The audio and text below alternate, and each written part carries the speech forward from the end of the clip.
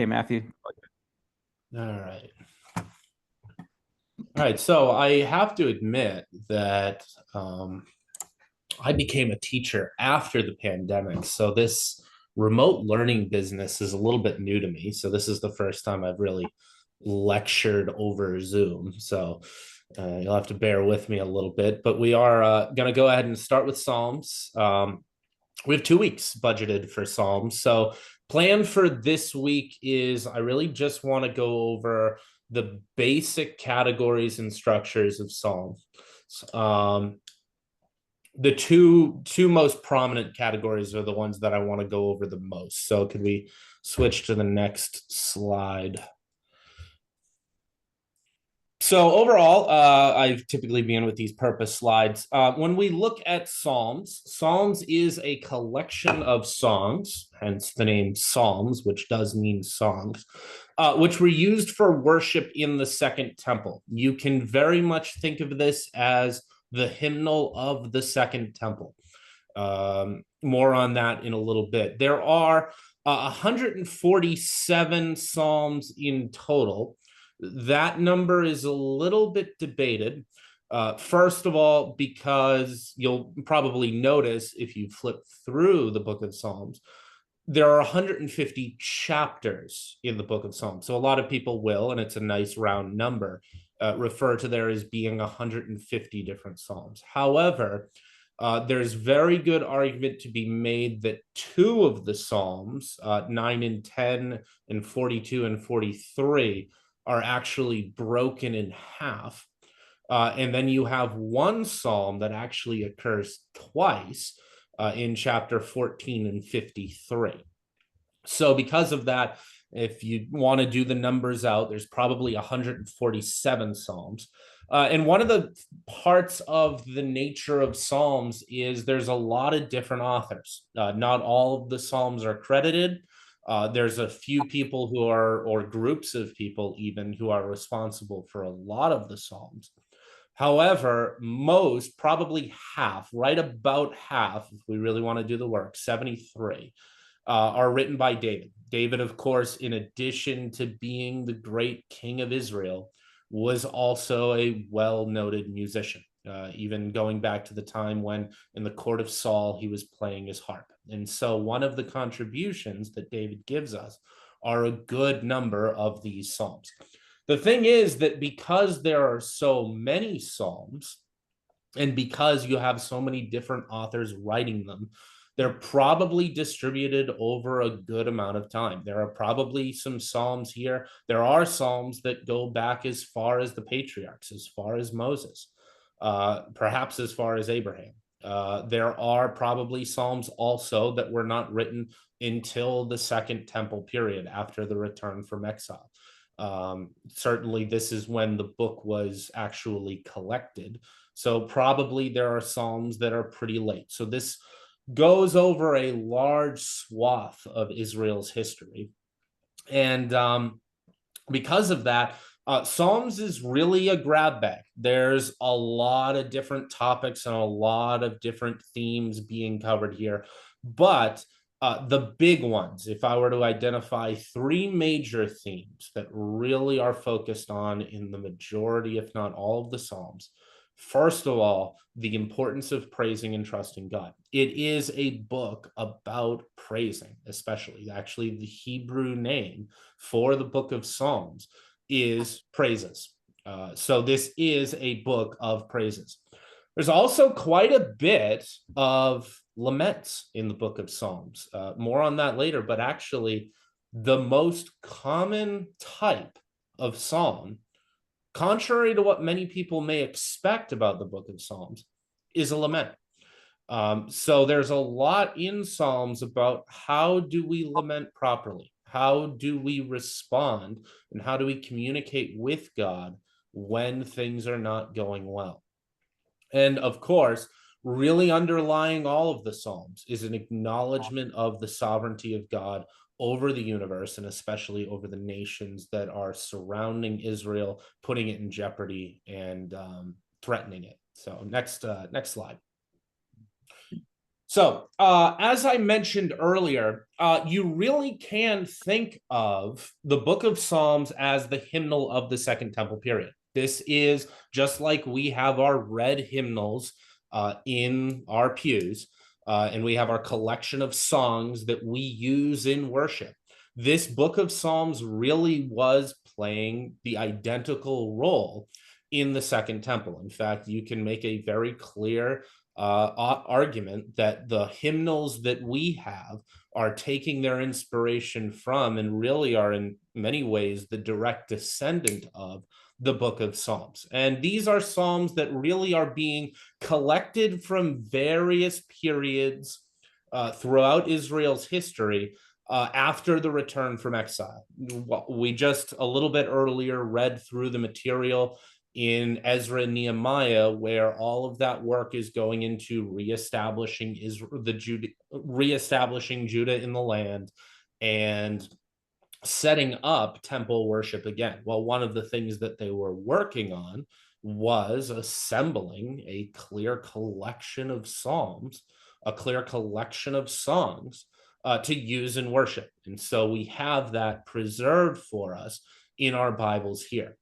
The Hebrew from which we get the word Psalms is Mitzmor, and the Greek title that we use actually comes to us from the Greek translation of the Old Testament, Psalmos. Both of the words mean simply songs. However, both words, both in Hebrew and Greek, actually refer specifically to songs accompanied by instrumental music. It's something that not a lot of people think about when they read through Psalms, but there actually is a heavy emphasis on the use of instruments in worship. Hence why David is so focused on Psalms. He's a harpist. He's somebody who plays the harp.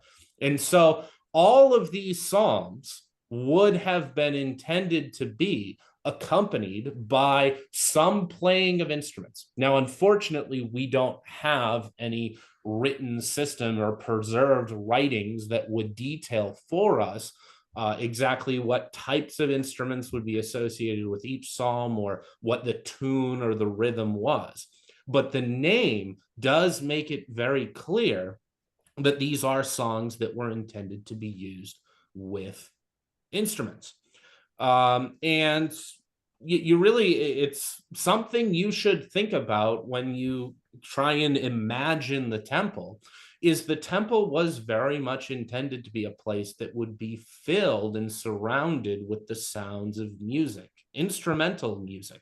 You think back to the descriptions of the temple as it's being constructed and organized by David back in what you read in First Chronicles. And you'll remember that there were 4,000 musicians set aside for the purpose of making music in the temple. The temple was supposed to be a place of music.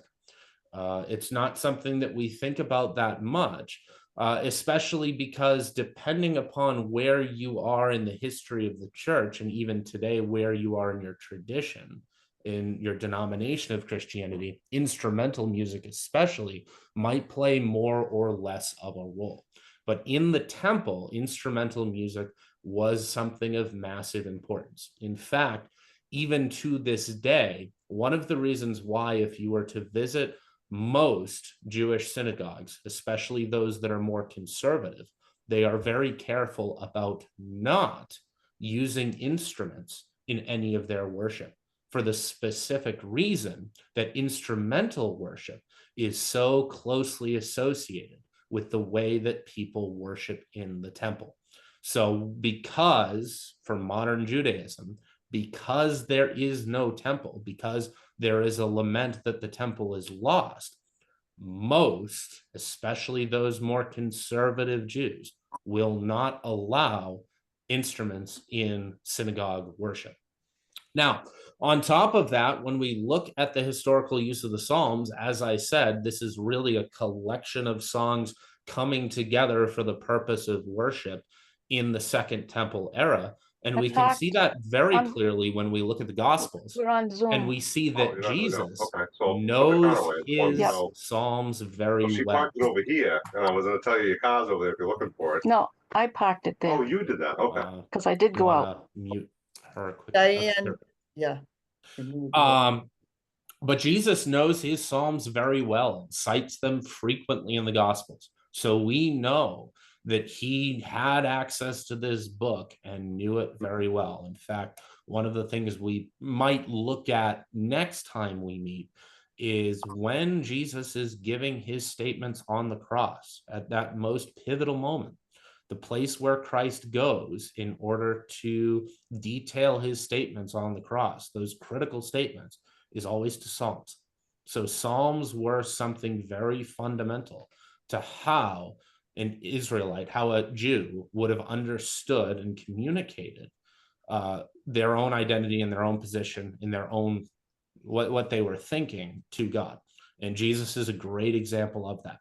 In addition to that, Psalms would continue to play an important role in worship in the early church. When we look in the Pauline epistles, two places in particular, Ephesians chapter 5, verse 19, and Colossians chapter 3, verse 16, in both of them, Paul tells the Christians to worship using Psalms.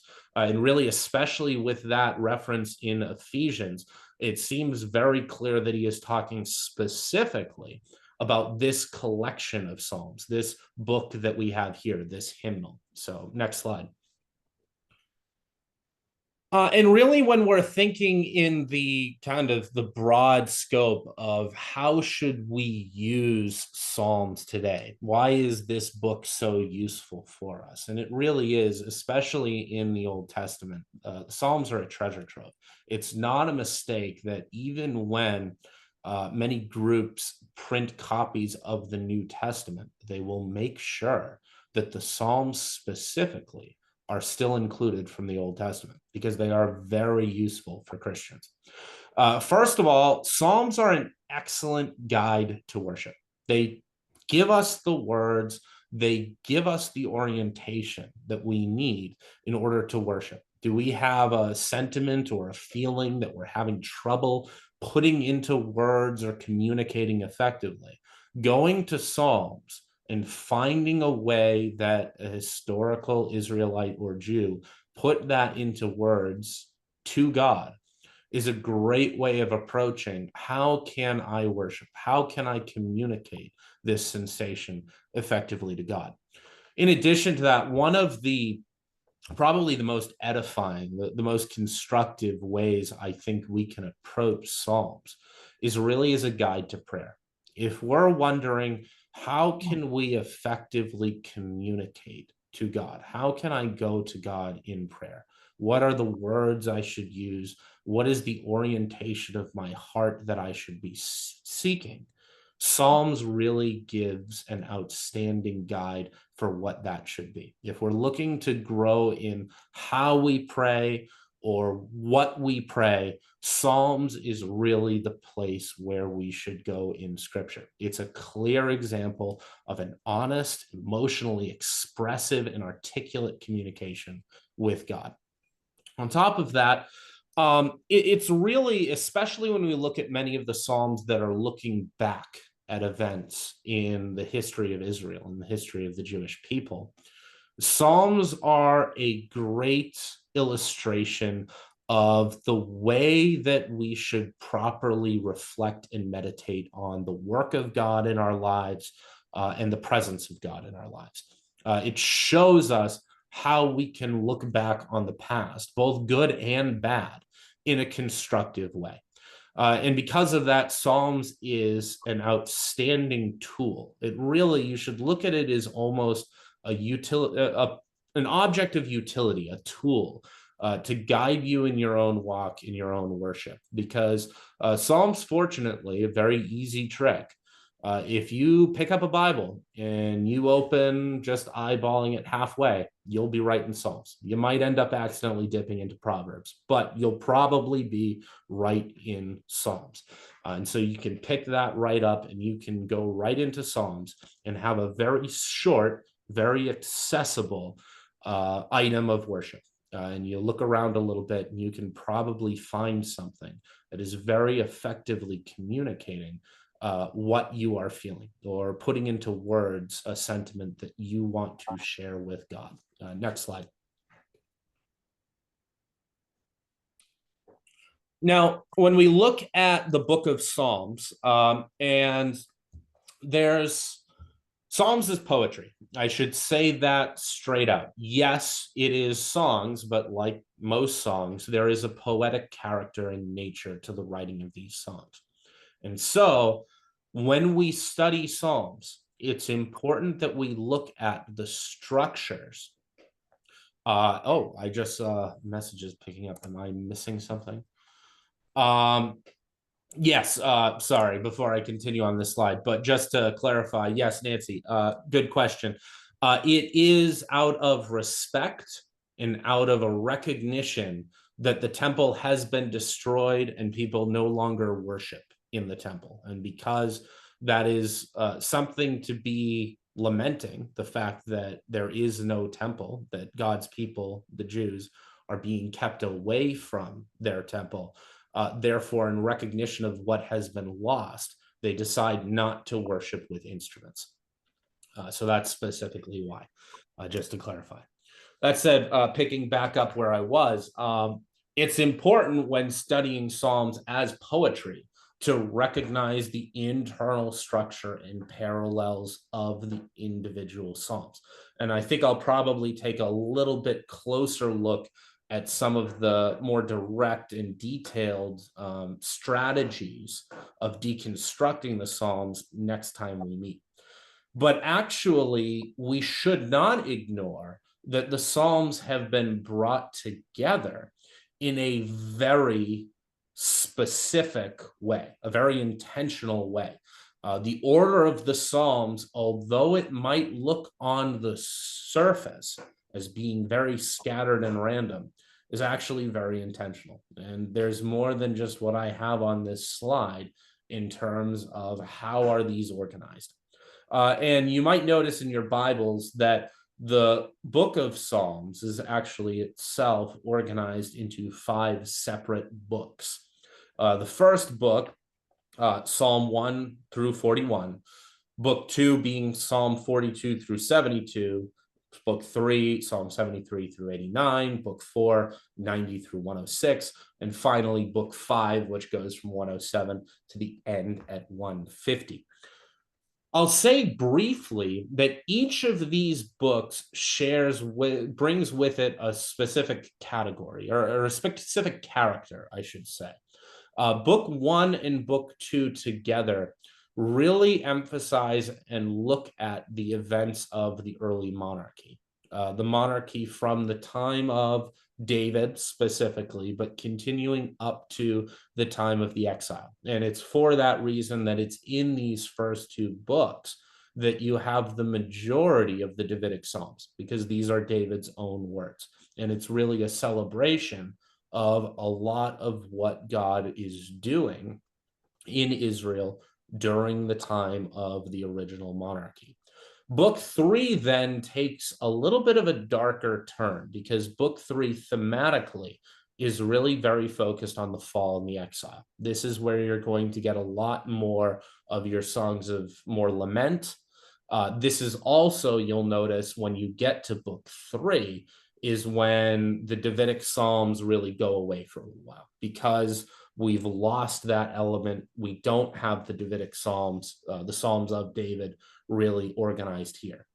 Then, in response almost to the fall, in really a response that you see very characteristic of the way that Chronicles was written, to go back to and detail the history of Israel, book 4 is then going to look backwards, look especially before the events of the monarchy, to the faithfulness of God in history, really is an acknowledgement that despite the horrific events, despite the tragedy of the fall and the exile, there is still hope, and there is a clear record of the faithfulness of God that will see the return. And of course, that means that in book 5, you have a return to a much more hopeful kind of mindset, as book 5 is really focused on the actual return. So it's important to keep in mind when you're reading a psalm, where probably in the orientation of the book of Psalms that psalm is located, because there is an intentional organization and character to the way that the psalms are organized. So we can continue on the next slide. For tonight, I'm really going to highlight 7 categories of psalms, and I want to dig in deepest into the first 2 of these. Recognize these categories are not perfect. You can't neatly organize every single psalm into just one of these categories. Some of them are going to kind of toe the line between a few of these, but they are 7 useful categories to be able to categorize and see what exactly a psalm is doing. And this specific scheme of categorization is coming from a book I've used pretty extensively so far in these talks, and that's Gordon Fee and Doug Stewart's How to Read the Bible for All It's Worth. But when we look at the 7 categories of psalms as they're presented here, we have first laments, second psalms of thanksgiving, third hymns of praise, fourth being salvation history psalms, looking backwards at what God is doing and how he's working in the history of salvation. Fifth, psalms of celebration and affirmation. These are really focused on specific events.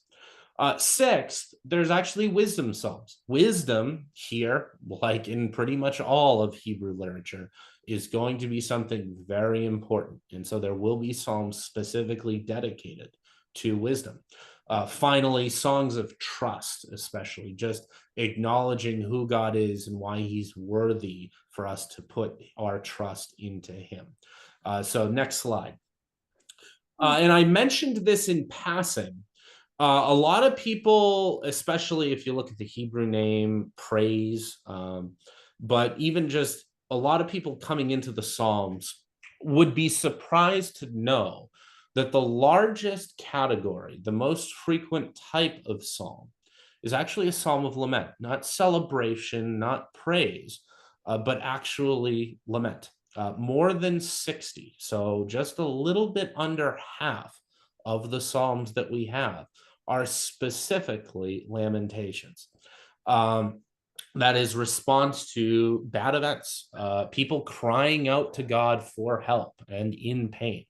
And laments can take the form of both individual laments or corporate laments. What I mean by that is some of the lament psalms are individual people dealing with hard circumstances and calling out for help because they need help, because they're in pain, they're suffering.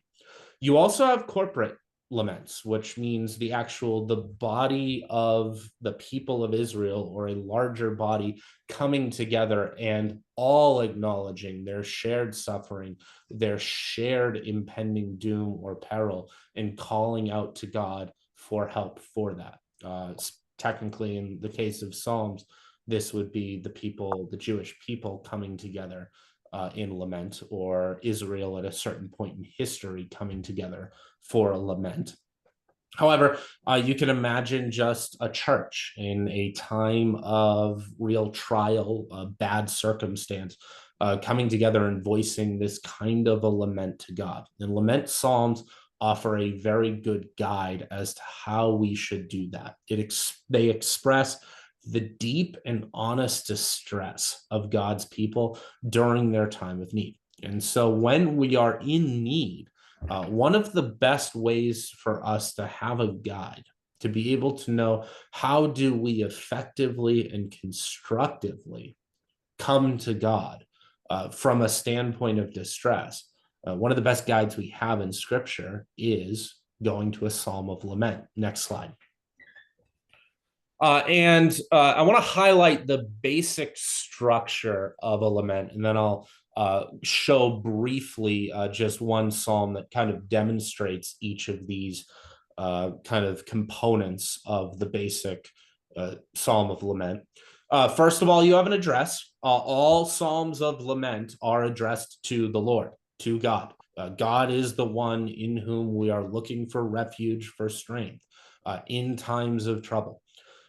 Then following that address, following the address to God, there'll be a brief summary. Sometimes it's more brief than at other times, of the actual complaint. What's going wrong? What is the problem that needs to be solved? What is troubling this person who is voicing this lament? Now, third step, and this is very critical, is a clear expression of trust in God. And I think this is the key component. This is where I think laments are very instructive in how we as believers should approach a mindset of lament, because you have the address to God, you have the complaint, you lay out the complaint, and then what's followed is not the cry out for deliverance, but a clear statement that, God, I know who you are, I know what you've done, and I trust you. This is not a complaint coming from a complete sense of despair or a lack of faith. This is a lament. All laments are grounded fundamentally in a position of trust, in a mindset of distress, of trust. I think this is a great illustration of the dynamic I brought up way earlier when we were looking at the grumbling of the Israelites in the wilderness, in the desert, when they were being tempted after they had been brought out in the Exodus. And we asked the question, well, why are the Israelites' complaints received so badly by God?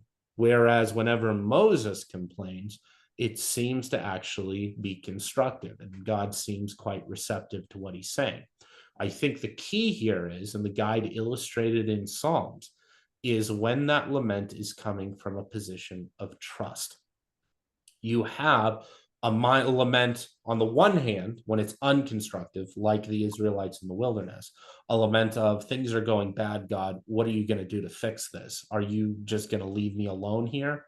Opposed to the proper way to lament, as we saw with Moses, where there is a recognition of trouble followed immediately and always grounded from a position of, but I know who you are, God, and I know that it will be dealt with. There's a position of trust, and that trust, that faith, is fundamental to a proper lament. After you have that statement of trust, then you have the official crying out to God for deliverance, once that trust has been clearly voiced and established. And then notice again, kind of reinforcing that element of trust, you have a clear statement of assurance of, I've cried out for deliverance and I know it's going to be answered. I will have assurance. Perhaps it won't be in the way that I expect, but I know that this will be dealt with because I know who God is and I know that he deals with his people. And then finally, you end with a position of praise, which a lot of times we would think of praise as being kind of diametrically opposed to a lament, but actually, according to the structure of the psalm, the psalmist's lament, praise is actually the final position. It's the final orientation of a proper lament. We praise God for his blessings, both the past, what he's doing for us now, and probably as well, certainly, is following out of that assurance for the continued blessings of God as well. So next slide. And here, unfortunately, I realize just from the default theme of PowerPoint, some of this text is probably not very easy to read on this background. So apologies for making you squint a little bit. But I was trying to keep things categorized so you can see this here. But you have here in Psalm 3 a really brief and easy to follow illustration of the basic pattern of a lament psalm. So beginning in verse 1, you notice it begins with the address. And addresses don't need to be long. All you have here is, O Lord. Lord, O Lord, this is to whom the address is being written. This lament is being addressed to the Lord. Continues, O Lord, how many are my foes? Many are rising against me. Many are saying of my soul, there is no salvation for him in God. And so it's those foes rising against him, calling into question the soul and character of the psalmist, that is the complaint. This is the problem that's being dealt with. You have the address, then you lay out the complaint. Next, and notice in this psalm especially, is by far the longest section of the lament. You have the statement of trust. But you, O Lord, are a shield about me, my glory and the lifter of my head. I cried aloud to the Lord, and he answered me from his holy hill. I lay down and slept. I woke again, for the Lord sustained me. I will not be afraid of many thousands of people who have set themselves against me all around. A clear, detailed, lengthy, especially compared to the rest of the lament, statement of trust. Following that statement of trust, then you go to the call of deliverance. Arise, O Lord, save me, O my God. After the trust is established, then you call out to the Lord in deliverance. And following the call for deliverance, a statement of assurance. For you strike all my enemies on the cheek, you break the teeth of the wicked. I know who you are, and because of who you are, I can be assured that my lament will not go unanswered. Finally, you end from that position of praise. Salvation belongs to the Lord. Your blessing be on your people. And so this is really laid out very clearly in the third psalm, the basic structure of a lament. And as I said, whenever we are in a position of trouble, this pattern, of course, can manifest itself in very different ways, but this pattern is going to be the most constructive and best way for us to approach God. Now, of course, depending upon how much grief and despair you're in, it might be very difficult to do this. But this is the goal. This is what we strive for. And the Psalms are giving us a guide here for how are we to voice a lament. And it's something I think every Christian needs to work on and be prepared for.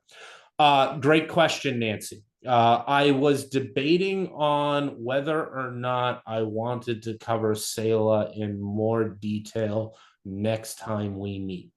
However, I'll say briefly here, and it'll be a little bit disappointing, but there's a lot of debate on what Selah means. It's something that's preserved for us in the text. So we have it.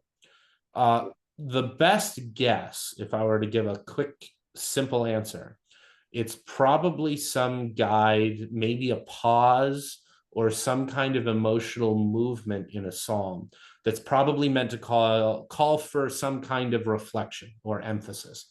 A pause, I think, is typically the best guess. We don't have a firm answer on it. But yes, it's something that's preserved, and we could probably say a little bit more on it next time, but probably some kind of emotionally evocative pause, something that's to call emphasis. Some big statement has just been made. Now call for a pause. Maybe it's a repetition. Maybe it's just some movement in the music that's called for that will allow the people to hear it again or reflect on what's just been said. That's probably where we're going, but we don't have 100% confidence on what it means, even though it is preserved for us in our copies of Psalms. Next slide. The next kind of psalm, in many ways, this is kind of the mirror opposite of this is the mirror of the Psalm of Lament, is a thanksgiving psalm. This is an expression of joy to the Lord because of the good things that are happening. In a lament, you're dealing with hard times, trials, tribulations. And here in Thanksgivings, you're responding to good things. Good things are happening. And like laments, Thanksgiving psalms can come in the form of both individual and corporate. There can be individual things that have happened to one person where you need to give thanksgiving. You want to cry out to the Lord and say, thank you for everything you've done. Similarly, especially in the case of Israel, there are times when you want to come together as one people and thank God for what he's done, especially for delivering Israel from its enemies or giving a good harvest, but something which has happened that is attributed to God, and we come to him in thanks and communicate that. So next slide. And here's the basic structure then of a Thanksgiving psalm. First of all, you have an introduction. If you're going to give thanks to God for something, you want to have some brief statement identifying, well, what are we giving thanks for? How has God helped us? What are we attributing to God? What are we giving him thanks for? Typically, then that introduction will be followed by a statement of the hard situation or the difficult scenario that was being faced that God delivered them from. What could have gone wrong? What was going wrong that God intervened and that we're now giving thanks for? Then that's followed by an appeal. If we want to give credit to God, we want to credit the fact that we turned to God and he responded by helping us. So we want to reiterate, what was the appeal? How did we appeal and look to God in order to get help before he did respond to us? And then, of course, following the appeal, then we have the response of God, a clarification, a restatement of how God delivered his people or what God did that's deserving of thanksgiving. And then finally, that'll end with a testimony, a word of praise for God's mercy, for God's continued faithfulness in delivering them from a bad situation. And this is how we give thanksgiving to God. So next slide, I'll illustrate these 5 categories, these 5 components. So Psalm 138 is a good, somewhat brief, again, about 8-verse long example of a thanksgiving psalm. You begin with your introduction. I will praise you, Lord, with all my heart before the gods. I will sing your praise. I will bow down toward your holy temple, and I will praise your name for your unfailing love and your faithfulness. For you have so exalted your solemn decree that it surpasses your fame. So here, God's faithfulness to his own words, his faithfulness to his statements is what is being called for and given thanksgiving. And here, that's going to continue. And notice that the appeal and the distress here, these categories are not always set in stone, but they're actually kind of blended a little bit. In verse 3, you get kind of the distress and the appeal put together a little bit. So the appeal is when I called. There's a clear statement that I called out to the Lord, and the implication then being, of course, in the Thanksgiving psalm, he answered. And so then I called out, and what was the distress? You answered me, you greatly emboldened me. That's kind of the statement of deliverance as well. But all of these kind of getting mixed up. It's there was a problem and I had to call out to the Lord. He answered me. And what exactly was that appeal? What was being appealed to? May all the kings of the earth praise you, Lord, when they hear that you have decreed. May they sing of the ways of the Lord, for the glory of the God is great. That is an appeal that now that we've seen the faithfulness of God, now we should respond to it by all of the kings of the earth praising you. This is what should be done in response. And here's the deliverance. Through the Lord is exalted, though the Lord is exalted, he looks kindly on the lowly. He takes notice of the proud from afar. Those who are lowly, he helps them, but those who are proud, he keeps track of them as well. Though I walk in the midst of trouble, you preserve my life. You stretch out your hand against the anger of my foes. With your right hand, you save me. A statement of deliverance, everything that God is doing. And then finally, the testimony, the Lord will vindicate me. Your love, Lord, endures forever. Do not abandon the works of your hands. And so a very basic but very clear illustration of when we have means of thanksgiving, then how do we bring that to God? There's a focus on an acknowledgement of what were the problems that I dealt with, which is I was in trouble and I was having to call out to the Lord because people were coming against me. That was the problem I was delivered from. I acknowledged that the Lord answered, that the Lord intervened, and the reason why I escaped that problem was because of the Lord. and then I acknowledge who he is and give thanks to him. If we want to come to the Lord in thanksgiving, Thanksgiving Psalms give us a good basic structure on how we should do that. Next slide.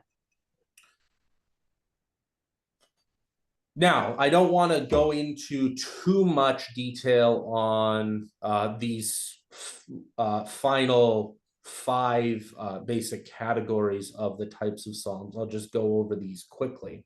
But we have in addition hymns of praise. These will not be in response to a specific event necessarily, as is the case with psalms of thanksgiving. These will simply be hymns praising God for who he is. This might be a number of different things. For example, we have psalms praising God because he is the creator. He is the creator and sustainer of the universe, the one who brought about the world. And then more specifically, he is the protector and the sustainer of Israel, because he is the one who continues to look out for Israel and guide them.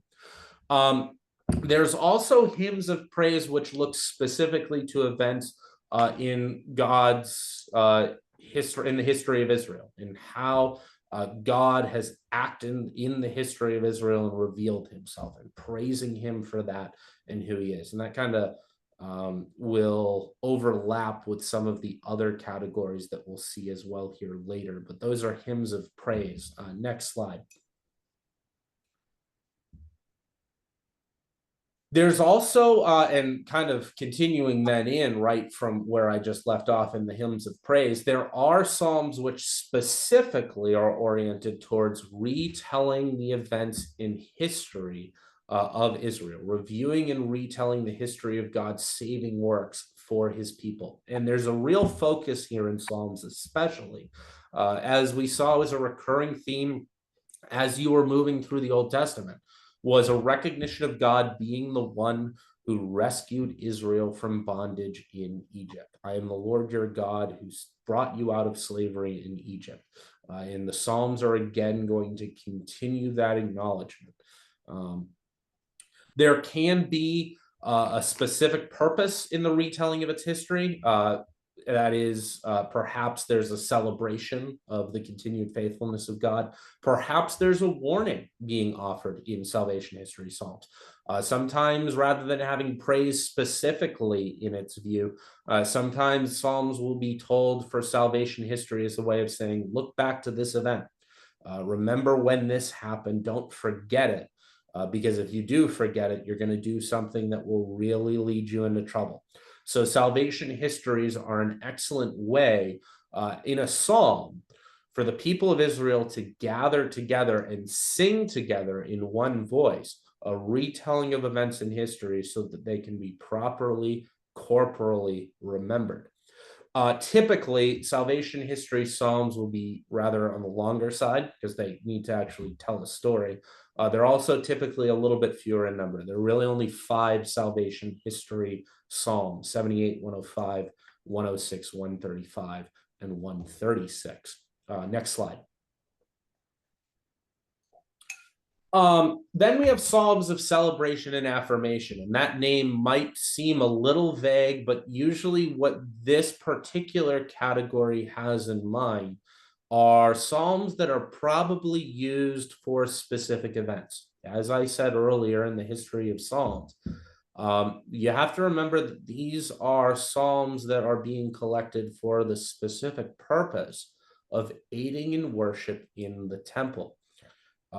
So there are specific events, specific ceremonies where some of these psalms are being collected in order to aid in those events. And psalms of celebration and affirmation are a good example of that.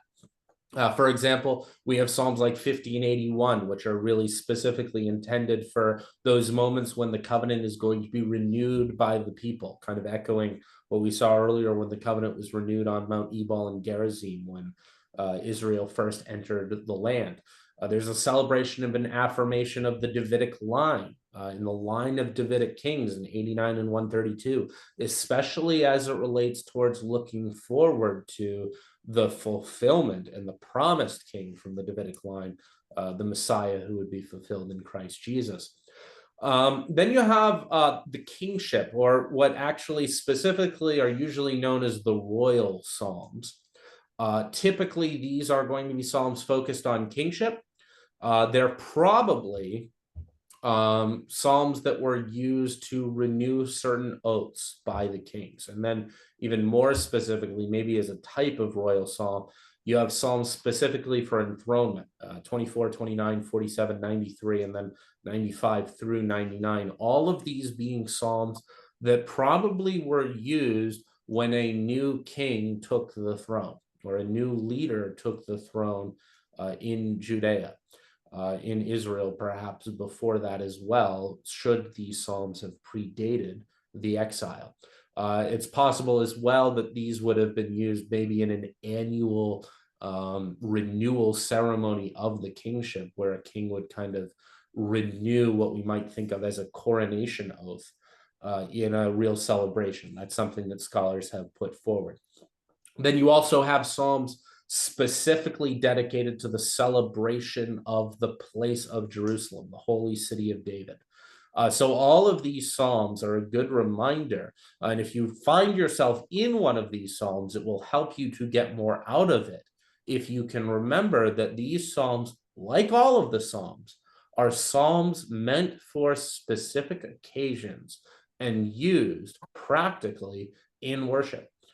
These had a real aid. Much as we use certain psalms, certain hymns in our hymnal, we have a whole section for Christmas hymns, for example, that we open at specific times and circumstances in the year. So the book of Psalms is functioning in a very similar way. Next slide. Of course, as I already mentioned, you have an emphasis on wisdom in the Psalms, and you have 8 Psalms in particular that really emphasize the importance of and the pursuit of wisdom. 36, 27, 49, 73, 112, 127, 128, and 133. These Psalms, as books of poetry focused on wisdom, pair very well with the book which we'll be looking at next after Psalms, the book of Proverbs as well, which is also poetry focused on the importance in the pursuit of wisdom. So wisdom as well, you have Psalms dedicated to this theme. And then the last slide here, second to last slide, I have one concluding slide as well.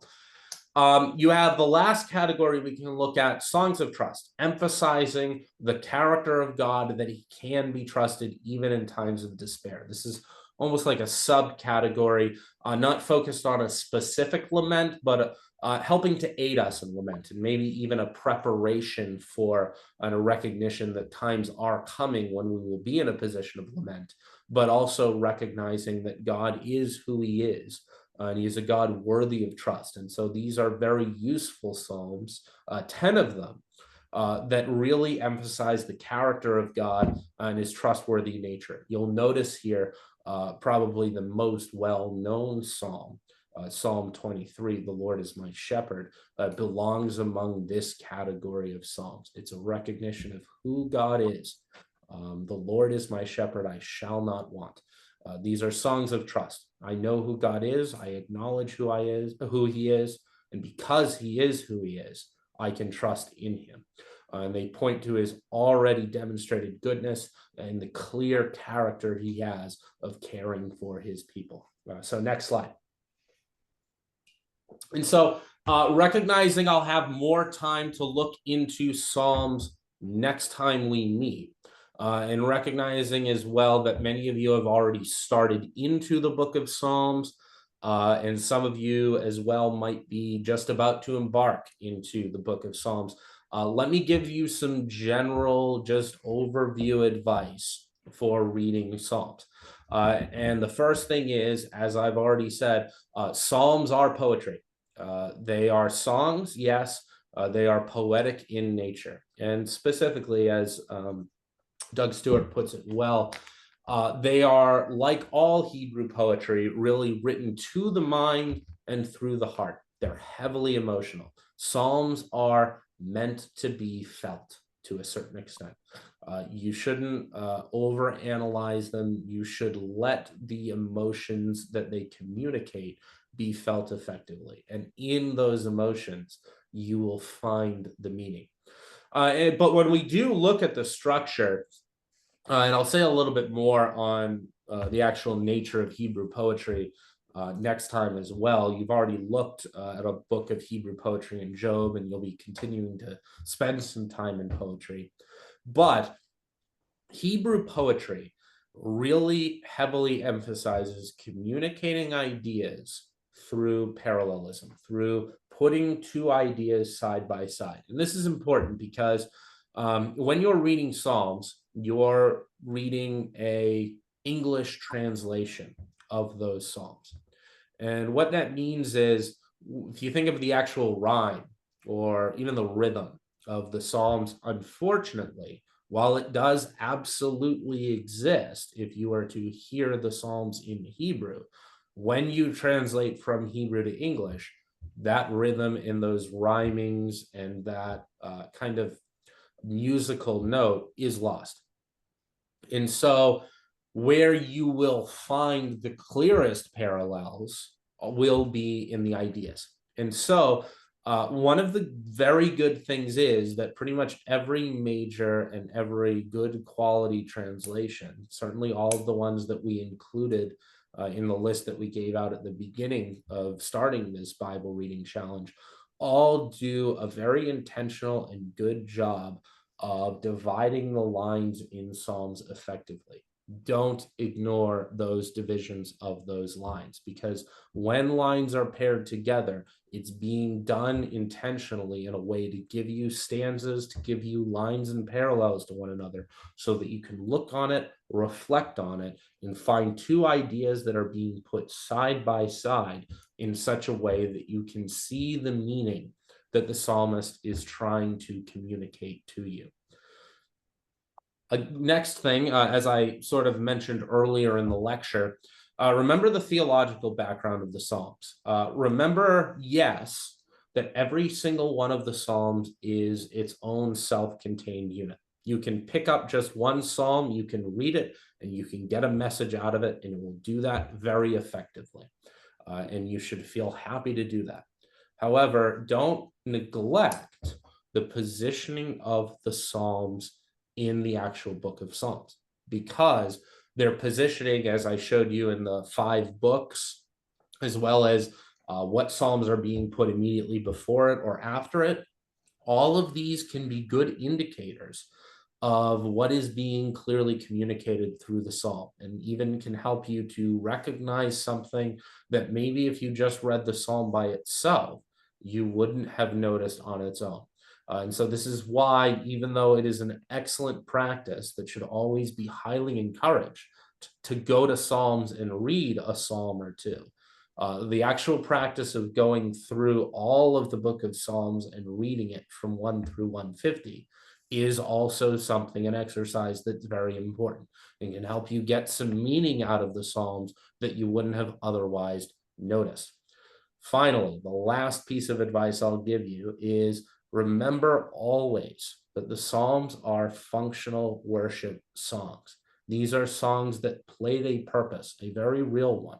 They are, as I have said a few times, you can think of this as the hymnal of the Second Temple, and you have it in your own possession.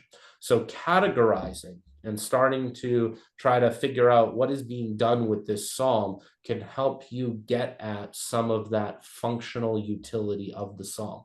Is this a psalm that is trying to retell a story? Is this a psalm that is recognizing God as the God that we can trust? Is this a psalm of lament? Is this a psalm of thanksgiving? Recognizing the utility and function of the psalm will be an important step in getting more out of it. Also, consider, of course, as I've said before with Job, because this is poetry, consider saying, or maybe in the case of Psalms, because these are songs, singing, I guess it would be, although of course you don't have the meter or the measure or the actual music by which these Psalms went, because it is lost to us, but consider saying them aloud. And also, as a few people have suggested and mentioned. If you don't want to read aloud, you don't like the sound of your own voice, like myself, or you'd rather hear somebody who has spent more time in this poetry and has really broken it apart and is able to clearly communicate meaning through the inflection of their voice, consider finding an audio recording. Psalms especially is a great place for looking for that. I know somebody mentioned the Max McLean recordings. Max McLean's always interesting to me because he does a lot of work in C.S. Lewis. So he's a guy who I've gone to quite a bit, but certainly his, among many other audio recording of Psalms, would be a great resource to be able to aid you and help you to engage another sense when you're trying to piece together and break apart this poetry. So that's what I believe I have for this time. I don't think there's another slide. So, yep. I guess we can open it up to some questions. Yeah, let's take a few questions from Matthew, and then I'll close with a few words for the next meeting. Any questions for Matthew? I have one. Just out of curiosity, in the Jewish writings or Jewish Bible, the Psalms are in a different place. What part do they play in Judaism today during a service in the synagogue? Or they read the way we read them? I'm just curious as to, and he's been over in Jerusalem, so, and I'm sure he's been in synagogue over there. So Matthew. So I would say in recognizing that depending upon the denomination of Christianity, Psalms might be used more directly or less directly in worship. Take, for example, that where we typically, when we worship together on Sundays, where we use Psalms is usually in our responsive reading at the beginning. Right. This is a good illustration of the type of way to use Psalms. They're meant to be heard. They're meant to be voiced together. Hence why when we're looking for material for our responsive reading, that's where we go, will be to Psalms. I would say while there might be some variation between synagogue to synagogue, Reformed, Conservative, Orthodox, typically it will be in a very similar manner. There's not necessarily, typically the readings in a synagogue will always be from the Torah, from the first 5 books, as they continue a yearly cycle of reading through the entirety of the Torah in Hebrew. However, when there's additional material for worship beyond that reading of Torah, one of the gold mines, one of the wealth of resources for how to worship and what words should be used in worship will be the Psalms, just like we use them. So in that sense, I guess I would say generally similar. Stephanie, is that the case here? You have some experience in the synagogues there. Yeah, I feel like I'm no longer the resident expert. Yeah, as a kid, I grew up kind of practicing Judaism. Yeah, that's you got the gist of it. So yeah, I mean, he got it right. Okay. Good. I'm glad. Thank you for the Yeah, checkup. you did. Yeah, I went to like Shul synagogue, Chabad and things like that, but you got it. That's basically what they do. Great, thanks. Any other questions for Matthew? Great. So that's excellent. I have a couple things to say before you go. Number one is Matthew mentioned the book that he's resourcing for the lectures is the How to Read the Bible for All It's Worth by Gordon Fee and Doug Stewart. If you don't have a copy of that book, that is an excellent resource. It's very readable, really helpful. I highly recommend it. We use that in seminary, and years ago I taught through that book at the church too. Very good resource. So How to Read the Bible for All It's Worth. And there's another one that goes similar, How to Read the Bible book by book, I think it's called, where it takes through every book of the Bible. Either one. Those guys are sharp. And I know Doug, I think Doug was your pastor formerly, right, Matthew? Good friend of mine. Oh, yeah. Yeah. So excellent stuff. So I highly recommend that.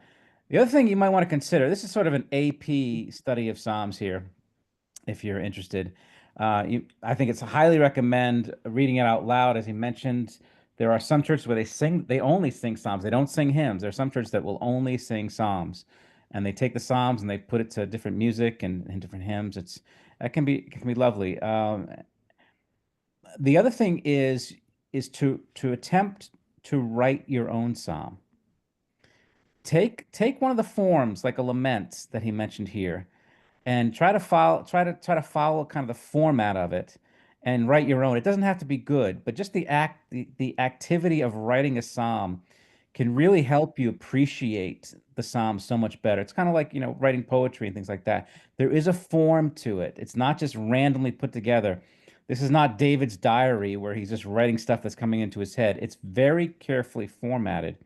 And if you ever want to attempt to write one, I think that can be a really great exercise for you. Yeah, Posey. The only other thing that, and this may sound crazy to everybody, but it's like a blending of David and Jesus in the Psalms, and I sometimes don't know who it's referring to. Or both. Yeah, that's a good question. You want to take a stab at that one, Matthew? Who's it referring to? I think I'll probably save that one a little bit I think that's one of the big questions for next time we meet. Stay tuned for next week. Yeah, Okay. I think I'll It's say a not little just bit me though. then? I think you always need to, and you see this especially in the Gospel of Matthew.